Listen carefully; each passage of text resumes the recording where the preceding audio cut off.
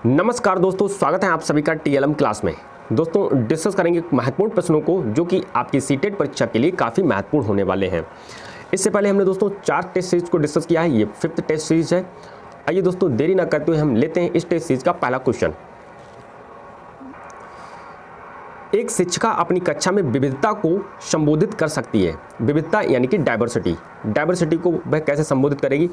Option A, भिन्नताओं को स्वीकार करके और उसे महत्व देकर। बिल्कुल हम विभिन्नताओं को स्वीकार करेंगे तभी हम विविधता को संबोधित कर पाएंगे। ऑप्शन बी, बच्चों की सामाजिक संस्कृति पृष्ठभूमि, जिस प्रकार से बच्चे जिस पृष्ठभूमि से आते हैं का शिक्षा शास्त्र साधन जो शिक्षा शास्त्र यानी पेडागोजी उसका संसाधन के रूप में प्रयोग करेंगे। बिल्कुल प्रयोग करेंगे। ऑप्शन सी, विभिन्न अधिगम शैलियों को समायोजित करके, यानी कि हम बच्चे को सिखाएंगे भिन्न भिन्न मेथड से सिखाएंगे। बिल्कुल सिखाएंगे, क्योंकि बच्चे जो होते हैं अलग अलग प्रकार की पृष्ठभूमि से आते हैं तो उन्हें अलग अलग प्रकार से सिखाना पड़ेगा। तो ये भी ऑप्शन सही होगा। और ऑप्शन डी, मानक निर्देश देकर और निष्पादन हेतु सर्वमान्य मानदंड निर्धारित करके। ये ऑप्शन दोस्तों नहीं होगा। ऑप्शन डी बिल्कुल नहीं होगा, क्योंकि इसमें लिखा है कि सामान्य मानदंड निर्धारित करके। सर्वमान्य यानी जो सभी जगह सर्वमान्य और मानक हो, यानी हर बच्चे के लिए एक ही मानदंड पर उतारेंगे क्या? एक बच्चे को कम आता है वो कम सीख पाता है, एक बच्चा जल्दी सीख जाता है, उन सबको एक ही रूल में बांधेंगे क्या? नहीं, ये चीज़ विविधता को संबोधित नहीं करती। तो डी ऑप्शन नहीं होगा। बाकी 3 ऑप्शन होंगे ए, बी, सी। जिसमें ऑप्शन है तो वही राइट आंसर होगा। आप देख सकते हैं पहला आंसर है ए, बी, सी, ये आपका राइट आंसर होगा। आइए नेक्स्ट क्वेश्चन को लेते हैं। कोई शिक्षिका अपनी कक्षा में फर्नीचर की तीखी धार वाले किनारों को रुई से ढका रखने को कहती है और छुओ और अनुभव करो। इस बात को दोस्तों याद रखना, छुओ और अनुभव करो वाले सूचना पटों का उपयोग करने को कहती है। वह किस वर्ग के विशेष शिक्षार्थियों की आवश्यकता पूर्ति करने का प्रयास कर रही है? तो इसका दोस्तों छुओ और अनुभव करो, ये हम किस बच्चों के लिए कहेंगे? दृष्टिबाधित विकलांग बच्चों के लिए कहेंगे, क्योंकि उनको दिखाई नहीं देता तो वो छू करके हम उनको अनुभव करने के लिए कहते हैं। आपका बी राइट आंसर होगा। आइए नेक्स्ट क्वेश्चन को लेते हैं। प्रतिभाशाली बच्चों के लिए सबसे अच्छे शैक्षिक कार्यक्रम वे होते हैं जो, आप बात करेंगे प्रतिभाशाली बच्चों की, जो प्रतिभाशाली बच्चे हैं उनके शैक्षिक कार्यक्रम वे होते हैं जो, ऑप्शन ए, उनके आक्रामक व्यवहार को नियंत्रित करते हैं। बिल्कुल नहीं। ऑप्शन बी, जिन्हें अधिगम के न्यूनतम मानकों तक काम करने को प्रेरित करने के लिए उपहारों और पुरस्कारों का प्रयोग करते हैं। ऐसा भी नहीं हो सकता। ऑप्शन सी, प्रत्यास्मरण दोस्तों होता है याद करना, याद करने वाला आंसर पहले से ही कट जाएगा। और ऑप्शन डी, उनके चिंतन को प्रेरित कर उन्हें विविध विचारों में व्यस्त रहने के अवसर देते हैं। बिल्कुल आपका जो आंसर होगा वो डी आंसर होगा। प्रतिभाशाली बच्चे के शैक्षिक कार्यक्रम वे होते हैं जो चिंतन को प्रेरित करते हैं, उनके चिंतन को प्रेरित करते हैं और उन्हें विविध विचार यानी कि विभिन्न विचारों में व्यस्त रखने में अवसर देते हैं। आपका राइट आंसर होगा डी। आइए नेक्स्ट क्वेश्चन को लेते हैं। विद्यालयों में विद्यार्थियों की असफलता, याद रखना है दोस्तों, असफलता कह रहा है, विद्यार्थियों की जो असफलता के बारे में निम्नलिखित में से कौन सा कथन सही है? बच्चे जो असफल होते हैं उसका कथन पूछा रहा है कि क्यों। ऑप्शन ए, विशेष जातियों समुदायों में संबंधित विद्यार्थी असफल होते हैं क्योंकि उनमें योग्यता नहीं होती। ऐसा नहीं हो सकता है, ऐसा नहीं हो सकता है। ऑप्शन बी, विद्यार्थी विद्यालयों में असफल होते हैं क्योंकि उन्हें अधिगम के लिए उपयुक्त पुरस्कार नहीं दिए जाते। जरूरी नहीं है। ऑप्शन सी, विद्यार्थी असफल होते हैं क्योंकि शिक्षण उस तरीके से नहीं किया जाता जो उनके लिए सार्थक हो। बिल्कुल ऑप्शन सी सही है। शिक्षार्थी इसलिए असफल हो सकते हैं क्योंकि उनके तरीके शिक्षण जो है उस तरीके से नहीं किया जाता जो उनके लिए सार्थक हो। ऑप्शन डी की बात करें तो विद्यार्थी असफल होते हैं क्योंकि विद्यालय व्यवस्था प्रत्येक विद्यार्थी की आवश्यकताओं और रुचियों का ध्यान नहीं रखती। तो इसका जो राइट आंसर होगा सी और डी आंसर होगा। सी डी के हिसाब से हम देखें तो आपका बी राइट आंसर हो जाएगा, क्योंकि विद्यार्थी जो असफल होते हैं वह शिक्षण उस तरीके से नहीं किया जाता जिसके लिए वह सार्थक हो। बच्चों के लिए अगर सार्थक नहीं हुआ तो वह बच्चे क्या हो गए, सीख नहीं पाएंगे। तो राइट आंसर हो जाएगा आपका बी। आइए लेते हैं 5th क्वेश्चन।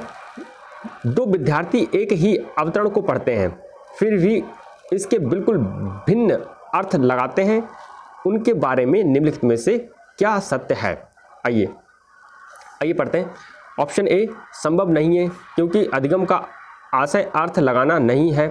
ऑप्शन बी, संभव नहीं है और विद्यार्थी को उसे दोबारा पढ़ना चाहिए। ऑप्शन सी, संभव है क्योंकि शिक्षक ने अवतरण को समझाया नहीं है। ऑप्शन डी, संभव है क्योंकि व्यक्ति के अधिगम को विविध कारण विभिन्न विधियों से प्रभावित करते हैं। तो दोस्तों इसका जो राइट आंसर होगा डी राइट आंसर हो जाएगा। संभव है दो विद्यार्थी एक अवतरण को पढ़ते हैं और फिर भी बिल्कुल भिन्न अर्थ लगाते हैं, अलग अलग उनका अर्थ निकालते हैं, तो ऐसा संभव हो सकता है, बिल्कुल संभव हो सकता है।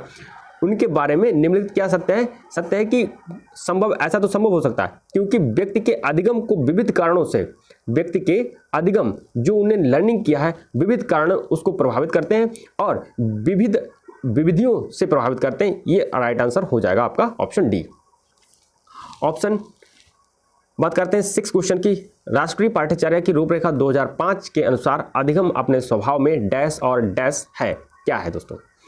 तो अधिगम जो है एक सक्रिय है दोस्तों, निष्क्रिय वाला ऑप्शन पहले से ही काट देते हैं हम। और अधिगम क्या है? सक्रिय और सामाजिक और सरल। आपको क्या चूज करना है? सरल है। अधिगम क्या है? सक्रिय और सरल है। ऑप्शन ए आपका राइट आंसर हो जाएगा। नेक्स्ट क्वेश्चन लेते हैं 7। विद्यार्थियों को स्वतंत्र रूप से चिंतन करने तथा प्रभावी शिक्षार्थी बनने में सक्षम बनाने हेतु शिक्षक के लिए यह महत्वपूर्ण है। क्या महत्वपूर्ण है? आइए बात करते हैं ऑप्शन की। ऑप्शन ए, एक संगठित तरीके से जानकारी को प्रस्तुत करना चाहिए ताकि पुनः स्मरण करने में सरल हो। बिल्कुल हो सकता है।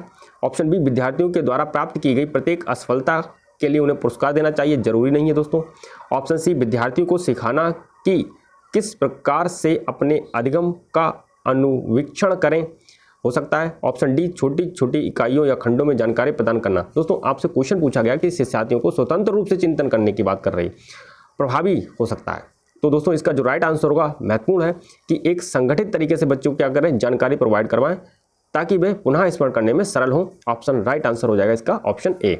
आइए नेक्स्ट क्वेश्चन लेते हैं। यदि कोई शिक्षिका चाहे कि उसके विद्यार्थी समस्या समाधान कौशल प्राप्त कर लें, समस्या समाधान कौशल की बात कर रहे हैं कि बच्चे जो है समस्या समाधान कौशल को क्या कर लें, प्राप्त कर लें, तो जो विद्यार्थी को ऐसे क्रियाकलापों में लगना चाहिए जिनमें क्या हो, कौन से क्रियाकलाप दिए जाने चाहिए बच्चों को, किस क्रियाकलाप में झोंकना चाहिए बच्चों को, जिससे कि बच्चे जो है समस्या समाधान, जो उनके पास समस्या को सॉल्व करने का तरीका है वो आ जाए। तो ऑप्शन ए, पूछना, तर्क करना और निर्णय लेना। दोस्तों यही आंसर आपका क्या हो जाएगा, राइट हो जाएगा। पूछना, जिसमें तर्क की बात है वो आपको बिल्कुल राइट होगा। तर्क करना और निर्णय लेना, ये सारी चीज़ें समस्या समाधान को प्रेरित करती हैं। तो ये क्या है, राइट आंसर होगा ए। नेक्स्ट क्वेश्चन लेते हैं। कक्षा तक पहुंचने वाली बच्चों की भूली अवधारणाओं को जानना। जो बच्चे की अवधारणाएं हैं, पहले के जो बच्चे के कॉन्सेप्ट हैं उनको जानना। ऑप्शन बात कर रहा है। ऑप्शन ए, शिक्षक की योजना और शिक्षण में रुकावट बनता है। बिल्कुल नहीं। ऑप्शन बी, शिक्षक के हौसले को पस्त कर देता है क्योंकि इससे उनका कार्यभार बढ़ जाता है। ऑप्शन सी, शिक्षक के लिए उद्देश्य की पूर्ति नहीं करता है। ऑप्शन डी, शिक्षक के लिए अपने शिक्षण को अधिक सार्थक बनाने की योजना बनाने में सहायता करता है। तो दोस्तों इसका जो राइट आंसर होगा ऑप्शन डी होगा। शिक्षक के लिए अपने शिक्षण को अधिक सार्थक बनाने, जो टीचर है वो अधिक सार्थक बना सकता है अपने शिक्षण को और कार्य योजना बनाने में सहायता देता है। राइट आंसर होगा आपका डी। आइए नेक्स्ट क्वेश्चन को लेते हैं। निम्नलिखित में से कौन से तत्व अधिगम को प्रभावित करते हैं? कौन से तत्व अधिगम को प्रभावित करते हैं, लर्निंग को प्रभावित करते हैं? देखिए ऑप्शन ए, शिक्षार्थी की परिपक्वता, शिक्षार्थी परिपक्व होगा, ये भी आपको अधिगम को प्रभावित करता है। ऑप्शन बी, शिक्षार्थी को उत्प्रेरणा हो सकता है। ऑप्शन सी, शिक्षण युक्तियाँ, बिल्कुल टीचिंग मेथड्स जो हैं और टेक्निक्स हैं, ये भी शिक्षण को प्रभावित करती हैं। ऑप्शन डी, शिक्षार्थी का शारीरिक और संवेगात्मक स्वास्थ्य, बिल्कुल शारीरिक स्वास्थ्य भी बच्चे को प्रभावित करता है। ये सारे आंसर सही होंगे। आपका सारे आंसर वाला क्वेश्चन है option B, A B C D. ये सारी चीज़ें बच्चों को क्या करती हैं, अधिगम को प्रभावित करती हैं। आइए लेते हैं नेक्स्ट क्वेश्चन को। सार्थक अधिगम है, सार्थक अधिगम क्या है, सार्थक लर्निंग क्या है?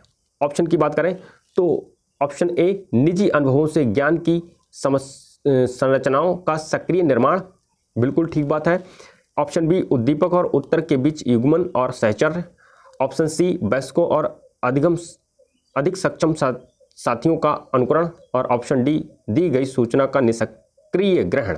तो दोस्तों इसका जो राइट आंसर होगा ऑप्शन ए सबसे बेहतर ऑप्शन है। ए, निजी अनुभवों, जो उनके खुद के अनुभव हैं, उनके जो सेल्फ जो एक्सपीरियंसेस हैं, उनसे क्या करें, ज्ञान की संरचनाओं का सक्रिय निर्माण करना ही क्या है, एक सार्थक अधिगम है। ऑप्शन ए इसका राइट आंसर होगा। नेक्स्ट क्वेश्चन को लेते हैं। विद्यार्थियों के प्रभावशाली अधिगम के लिए निम्नलिखित में से कौन सा शिक्षक के प्रारंभिक कार्यों में से एक नहीं है? कौन सा प्रारंभिक कार्यों में से एक नहीं है पूछा गया आपसे, नहीं वाला आंसर आपको देना है। ऑप्शन ए, बच्चों को यह सिखाना कि वे अपने अधिगम प्रयासों को कैसे देख और सुधार सकते हैं, बिल्कुल बात सही है, ये होना चाहिए। ऑप्शन बी की बात करें तो विद्यार्थियों को उपदेशात्मक विधि से सूचना प्रदान करना, बिल्कुल हो सकता है। ऑप्शन सी की बात करें, विद्यार्थियों की उन धारणाओं को जानना जिन्हें लेकर वे कक्षा में आते हैं, बिल्कुल जो बच्चे कक्षा में अपने कॉन्सेप्ट लेकर आते हैं, जो पहले से उनकी धारणाएं बनी उनको भी हमें जानना होता है। और ऑप्शन डी की बात करें, विद्यार्थियों में उच्चतर स्तर के प्रश्नों के उत्तर की अपेक्षा रखना। तो दोस्तों बिल्कुल डी ऑप्शन इसका हो जाएगा, क्योंकि आपसे नहीं वाला पूछा जा रहा है कि विद्यार्थियों से हम कक्षा 3 में पढ़ रहा है और हम उससे आशा करेंगे कि कक्षा 4 के आंसर दे, कक्षा 4 के आंसर दे, नहीं ऐसा नहीं कर सकते। तो बिल्कुल आंसर डी इसका राइट आंसर हो जाएगा। आइए नेक्स्ट क्वेश्चन लेते हैं। विकास के सिद्धांतों के बारे में निम्नलिखित में से कौन सा कथन गलत है? कौन सा कथन गलत है विकास से संबंधित क्वेश्चन? ऑप्शन ए, विकास एक परिणात्मक क्रिया है जिसका ठीक ठाक मापन हो सकता है। दोस्तों यही आंसर गलत हो जाएगा आपका, गलत पूछ रहा है आपसे तो गलत यही हो जाएगा, क्योंकि विकास क्या है? विकास एक परिणात्मक क्रिया तो है, साथ साथ में एक गुणात्मक प्रक्रिया भी है। क्या है? एक गुणात्मक प्रक्रिया भी है, और इन्होंने गुणात्मक लिखा नहीं, तो आपका आंसर जो गलत वाला है वो ऑप्शन ए हो जाएगा, बाकी सारे आंसर सही होंगे। आइए नेक्स्ट क्वेश्चन को लेते हैं। डैश तथा डैश की विशिष्ट अननोन क्रिया का परिणाम विकास के विविध मार्गों और निष्कर्षों के रूप में हो सकता है। तो दोस्तों विकास कैसे बढ़ता है? विकास जो बढ़ता है वो वंशानुक्रम और पर्यावरण, वंशानुक्रम पर्यावरण का गुणनफल होता है, तो इसका राइट आंसर होगा सी ऑप्शन। बात करते हैं क्वेश्चन की 15। विद्यालय और सामाजिकरण के बारे में निम्नलिखित में से क्या सत्य है? दोस्तों विद्यालय के बारे में आप जानते हैं, सामाजिकरण क्या होता है? सामाजिकरण दोस्तों बच्चा जो होता है वो समाज से चीज़ों को सीखता है, समाज में रहन सहन को सीखता है, समाज से सीखता है कैसे लोग जीविका कमाते हैं, कहाँ लोग कैसे पढ़ाई करते हैं, आदतों को सीखता है। इन सारी चीज़ों को बच्चा सीखता है जो समाज को स्वीकृत हैं, वो सारी चीज़ें बच्चा समाज से सीखता है। इसी को क्या कहते हैं? सामाजिकरण कहते हैं। आई थिंक बात क्लियर हो पाई होगी। तो विद्यालय और सामाजिकरण के बारे में निम्नलिखित में से क्या सत्य है, ये बताना है। ऑप्शन ए, विद्यालय सामाजिकरण का पहला और मुख्य कारक है। दोस्तों ये नहीं होगा। जो विद्यालय होता है, विद्यालय ना होकर के पहला और मुख्य कारक जो होता है परिवार होता है। क्या होता है दोस्तों? परिवार। तो ये आंसर आपका गलत होगा। परिवार पहला और मुख्य कारक होता है जहाँ से बच्चा सामाजिकरण सीखता है। बात करेंगे दूसरे बी ऑप्शन की, विद्यालय सामाजिकरण का एक महत्वपूर्ण कारक है, हो सकता है। ऑप्शन सी, सामाजिकरण में विद्यालय की कोई भूमिका नहीं होती, ऐसा नहीं है, बच्चा विद्यालय से भी बहुत सारी चीज़ें सीखता है। ऑप्शन डी, सामाजिकरण में विद्यालय की बहुत थोड़ी भूमिका होती, नहीं ऐसा भी नहीं है। तो दोस्तों इसका जो राइट आंसर होगा ऑप्शन बी, विद्यालय सामाजिकरण का एक महत्वपूर्ण कारक है।